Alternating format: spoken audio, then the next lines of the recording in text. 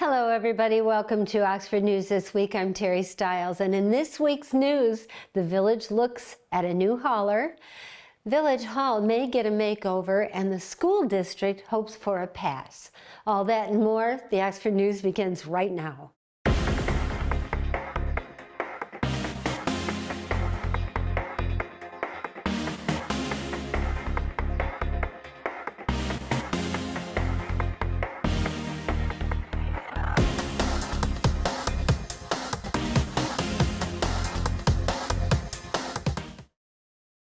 Utility work on Mechanic Street in Oxford has been completed as part of the Washington Triangle condominium development. The project extended water lines from Lincoln Street to Mechanic to serve the new housing development. Village officials said the work was funded by the developer at no cost to the village. The Washington Triangle property was rezoned by the Village Council last year to allow multi-family housing. Plans for the site include 32 townhouse units with 6 buildings, offering 2- and 3-bedroom homes, ranging from about 1,200 to 1,400 square feet. The Village of Oxford is taking steps to replace its trash hauler after several weeks of continued service problems from Priority Waste. During its July 14th meeting, the Village Council voted to begin exploring alternative waste collection options. Village Manager Joe Medore said he recently notified Property Waste or Priority Waste that the company is not meeting the terms of its contract. Village officials say the service has been inconsistent since Priority Waste took over Oxford's route in July of 2024, with repeated missed and delayed pickups leading to complaints from residents.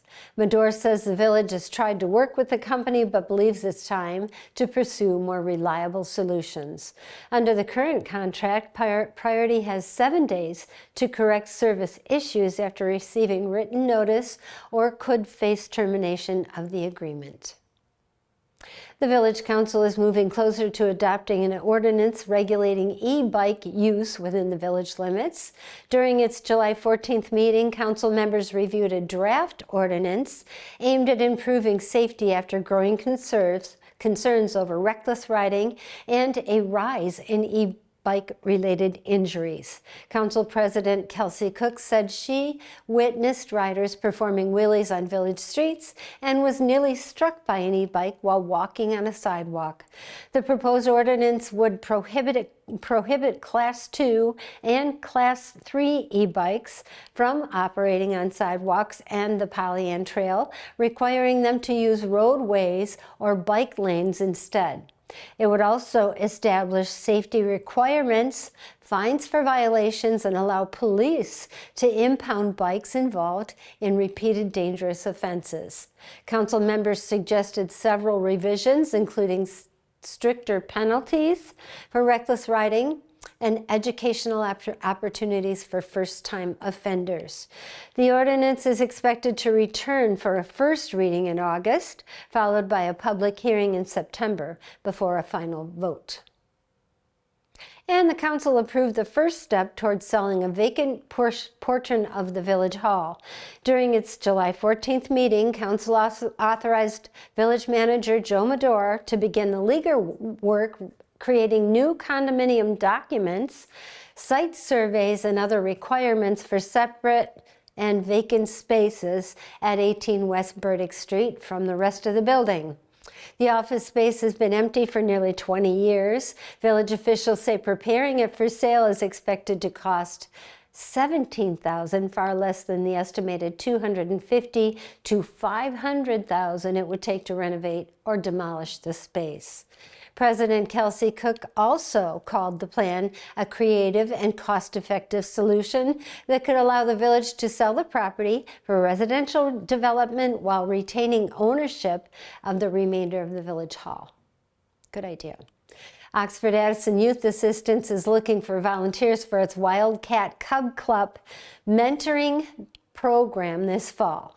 The program pairs caring adult volunteers with students in 5 Oxford elementary schools who could benefit from extra encouragement and one-on-one support. Anyone interested in volunteering can contact the OAYA office for more information. In addition, Oxford Addison Youth Assistance is Goodwill of Oxford's Roundup partner through July and August.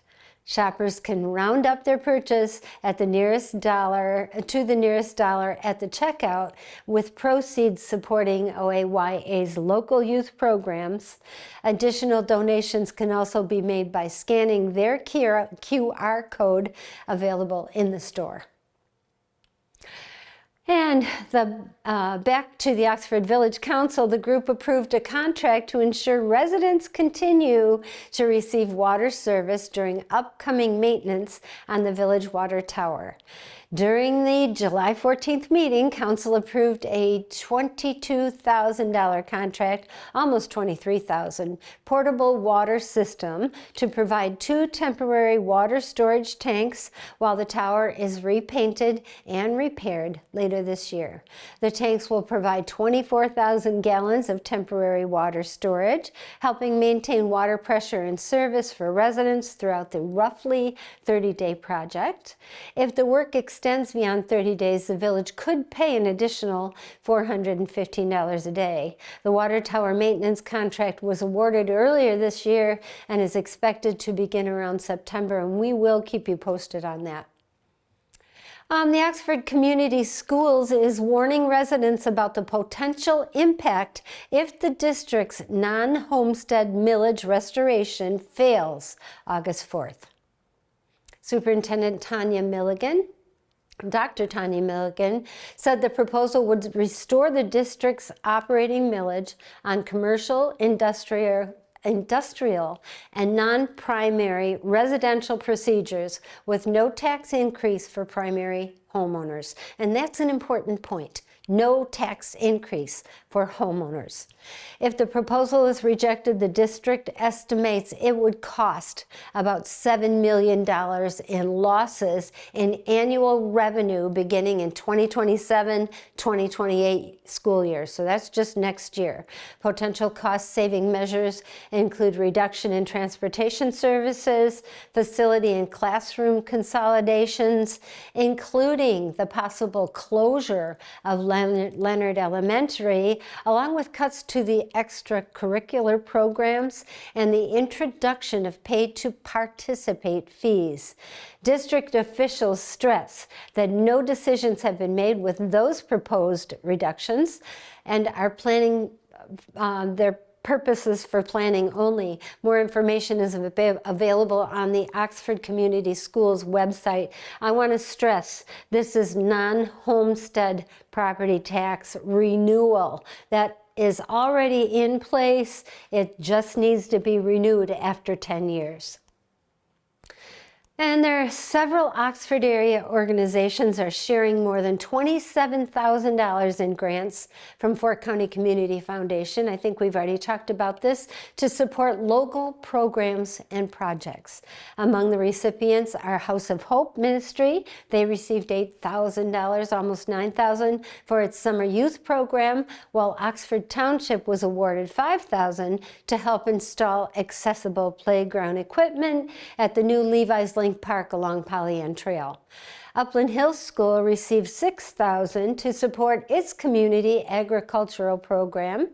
St. Joe's School was awarded $2,800, almost $3,000, for its Hoofbeats Through History presentation, and the Oxford Public Library received $5,000 to purchase a new book bike, expanding access to library materials throughout the community.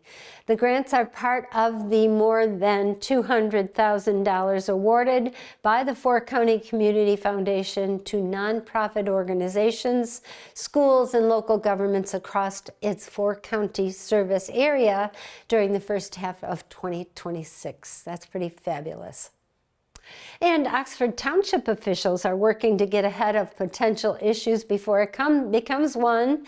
Township trustee Jeff Minter said the Oxford Township Board unanimously approved a moratorium on data centers in February, giving the Planning Commission time to research the issue and draft zoning regulations before any proposals are submitted to this township. According to township officials, no developers have approached Oxford Township yet about building a data center, and the township is not currently in discussions with any interested parties.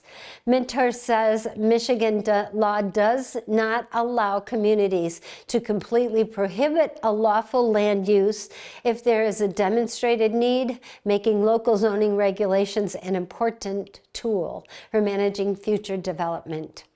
The Oxford Township Planning Commission will continue its discussion on a proposed data center ordinance during its meeting on July 23rd, which is this week, at the Township Hall. Officials are encouraging residents to stay informed and participate respectfully in the public process.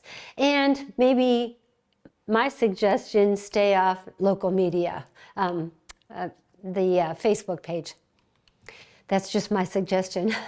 The Oxford Township Board of Trustees has approved a $9,000 contract with Polymorphic to add an AI-powered chatbot to the township website. The measure passed by a narrow 4.3 vote after months of debate. Supporters say the chatbot will provide residents with 24/7 access to township information, improve customer service, and help answer routine questions more efficiently. Opponents question whether the investment is worthwhile, saying many residents prefer speaking with staff directly and arguing that the money could be better spent elsewhere. The decision also drew concerns from 9 full-time township employees who submitted a letter to the board expressing doubts about the chatbot value. Employees say they support exploring AI to improve internal operations, but believe a website chatbot is not the best use of taxpayer dollars for Oxford Township at this time. The 2-year agreement includes payment of $4,500 this year and will automatically renew unless canceled. Congresswoman Lisa McClain visited the Oxford Public Library to introduce residents to the new Trump account program. The tax advanced savings accounts are available for children under 18, with those born between January 1st, 2025 and December 31st, 2028, eligible for a one-time $1,000 seed contribution funded by private donors. Families can contribute up to $5,000 annually, while employers, charities, and state, local, and tribal governments may also add funds to the accounts. The information event took place at the Oxford Public Library, but was not hosted by the library itself. However, I'm going to add, leaders of this community were invited, and they forgot to tell OCTV. That's my ad. Lots of news this week around the area, and there's more to come. Dave Kenny with Auto Talk and Science in the News. A look at local sports and a historic look behind the lens. Don't go away. We'll be right back.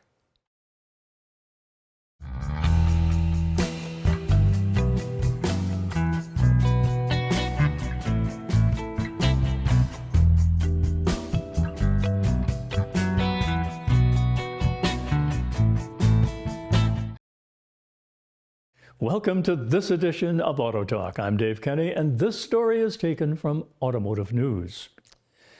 Mercedes-Benz is giving the flagship Maybach GLS a sophisticated mid-cycle refresh that amps up the visual drama, boosts power, and sharpens the driver experience. The 2027 Mercedes Maybach GLS 680 is expected in showrooms in the fourth quarter. Pricing was not disclosed.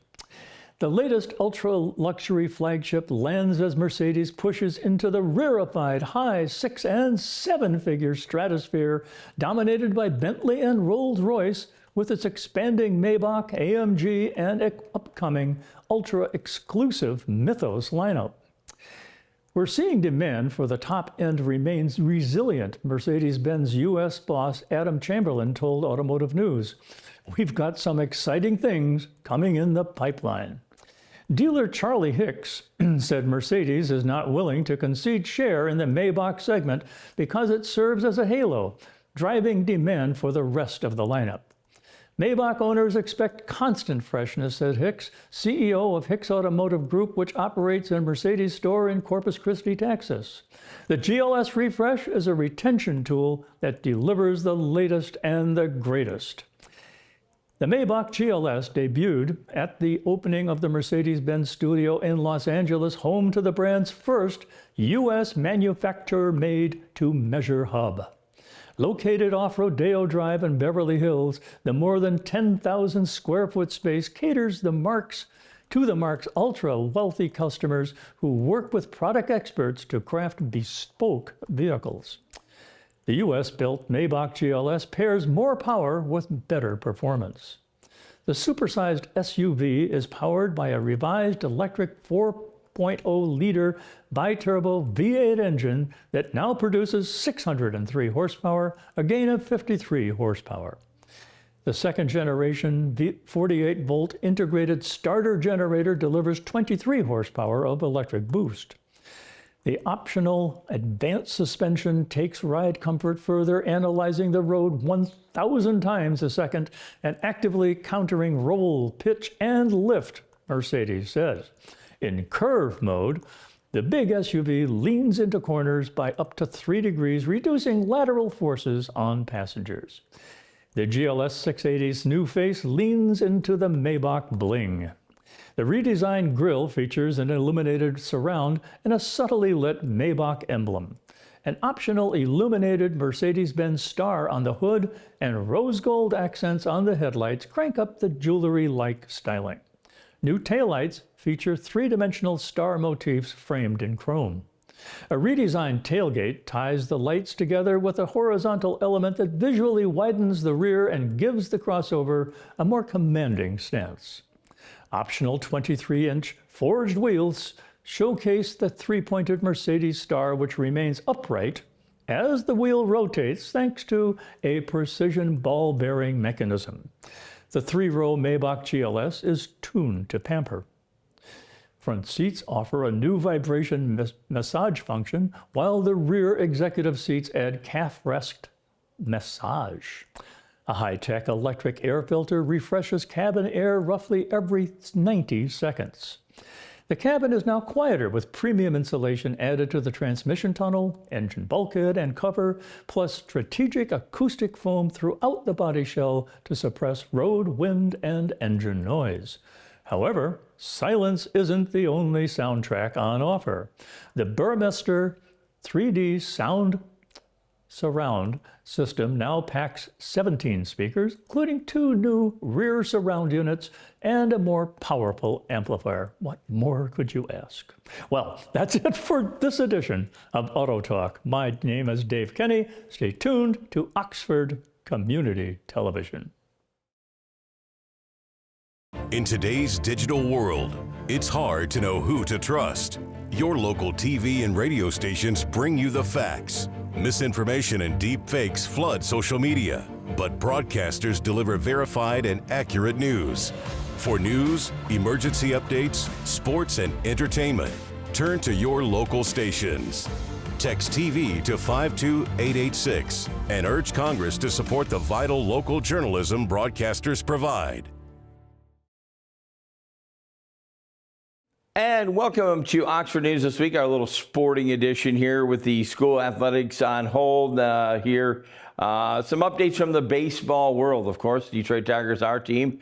All-Stars this year, Riley Green, Dylan Dingler will be there despite an early exit against the A's last week. Also rookie Kevin McConaughey, the 21-year-old phenom, will all be part of that Detroit Tiger representation for the American League for the All-Star game. Justin Verlander announced his retirement. The legendary pitcher Justin Verlander, 43, announced he will retire from the Tigers after this season. The three-time Cy Young winner and 2011 American League MVP was recently named a legendary pick for the All-Star roster. Verlander currently is the oldest player in the majors to sign a $13 million deal to return to Detroit this year. Compounded by that retirement announcement during Wednesday's press conference, Verlander was accompanied by Tigers ace Tarik Skubal, who sat in to watch the veteran detail his decision and on his historic career in 2026. Again, Verlander wanting to retire as a Tiger. And in baseball, the hypotheticals, as we always tend to do, try to figure out what might have happened. Two phenomenal hitters, Babe Ruth and Shohei Ohtani. Babe Ruth in a matchup against himself, who actually was a pitcher and a good hitter. Statistically, the analysis suggests that Ruth, the hitter, would likely homer off of Ruth, the pitcher. Now, on the other end of it, the other spectrum, Shohei Ohtani, simulations included from a 2016 Japanese VR study, suggests that Ohtani, the pitcher, would prevail over the diverse arsenal against Shohei, the hitter. Just some things we tossed in the computer to see if it was possible how things would turn out. Again, we'll be getting fall sports in just a few months, but until then, we'll be filling it with some other interesting stories. Obviously, we do go out and capture the senior softball. Feel free to come out there on Mondays and Wednesdays, see a nice game. And in our last story in sports, WWJ's Tony Ortiz talking about Oxford's contribution to the Detroit Tigers. I'm Jim Hughes. You know the national parks, but you may not know that they're supported by a strong foundation. A foundation for the future. We are the National Park Foundation. And together with your support, we are building a bold future where national parks are vibrant, protected, and welcoming. Today, tomorrow, forever. Learn more at nationalparks.org/foundation.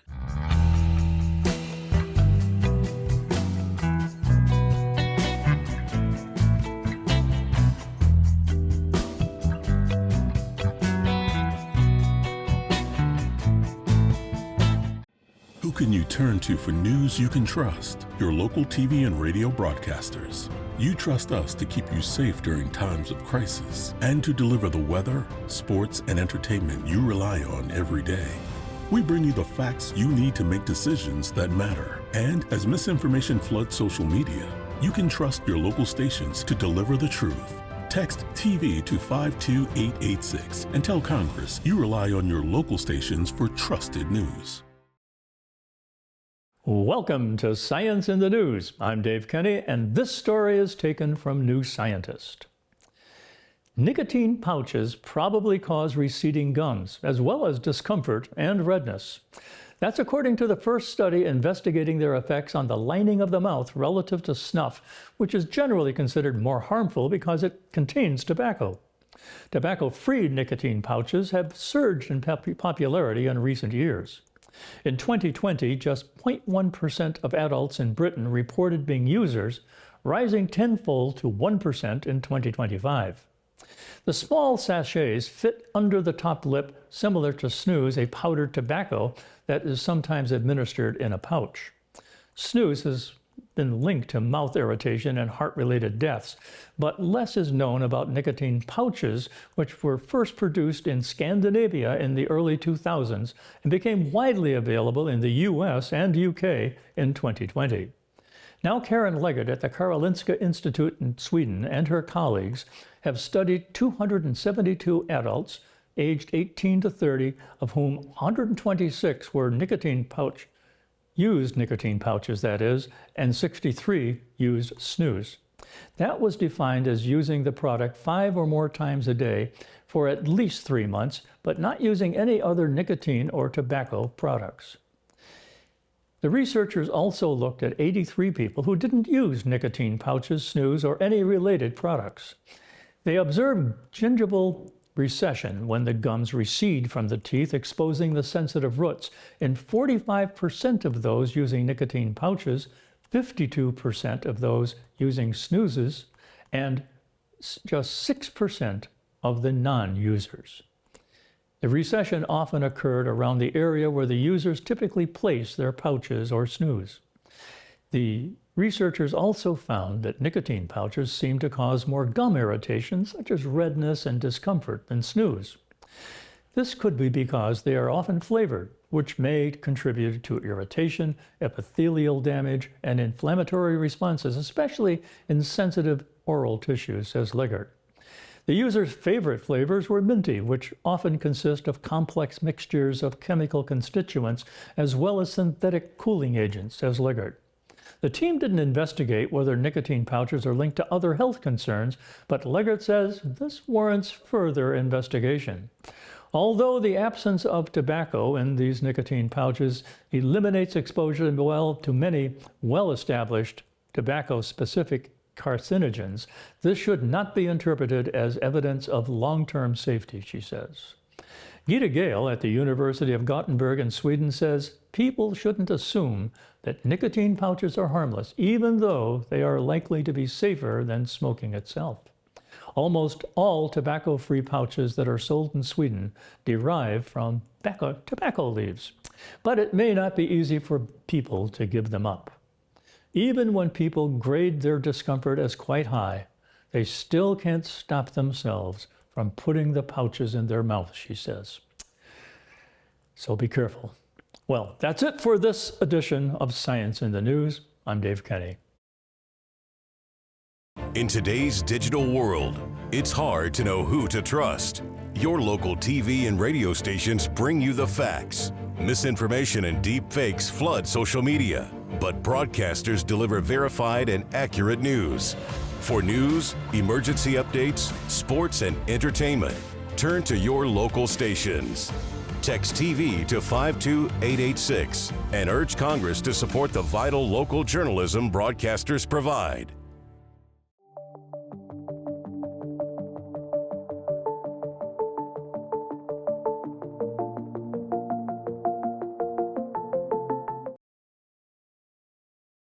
Welcome back to my portion behind the lens. It's a historic look this time, a historic birth at the Detroit Zoo.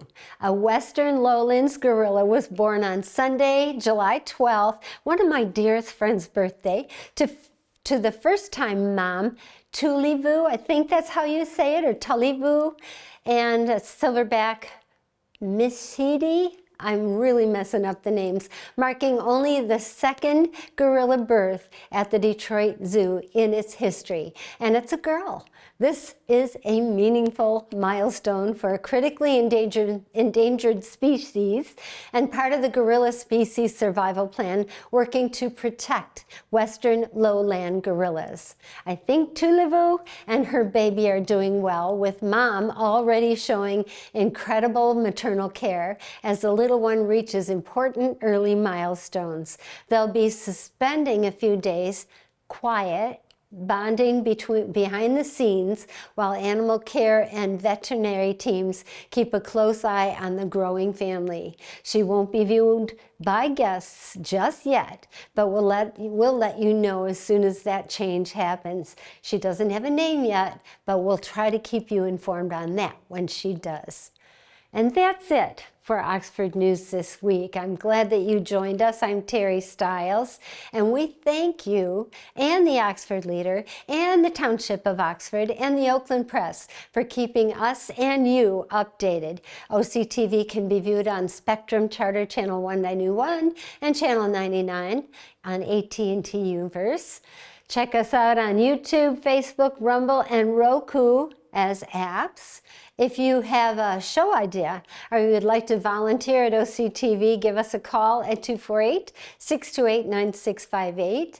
A very special thank you to Kyle Snage for getting us on the air, as well as Connie Miller. She keeps us on the air. And for everyone here at OCTV, I'm Terry Stiles, hoping you have a safe week, and I invite you back next time when we take a look at Oxford News This Week.